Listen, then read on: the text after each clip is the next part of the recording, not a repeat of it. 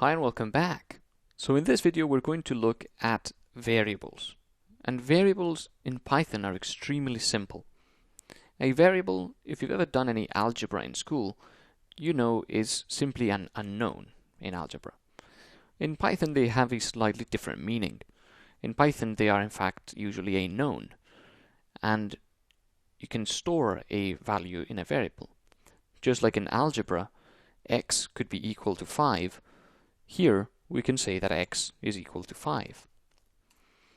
And notice how that doesn't do anything.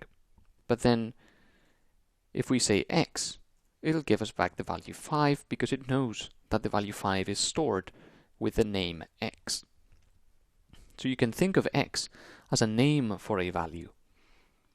Indeed, x contains the value 5.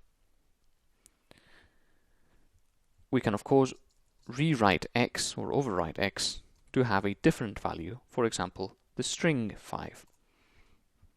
And then when we print x, we type x, we get the string 5 back.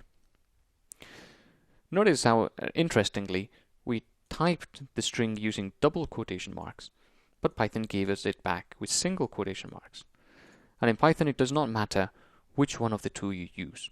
You can use either single or double quotation marks, whatever is easier for you to use.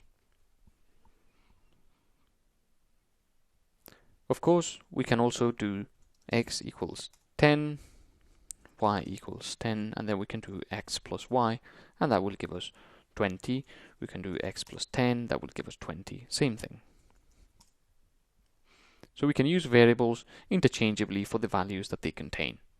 And we can do this throughout Python. Anywhere that we encounter a value, we can use a variable instead if that variable contains the same value. So this was a very quick introduction to variables, and now we're going to move on into looking at some methods. So I'll see you in the next video.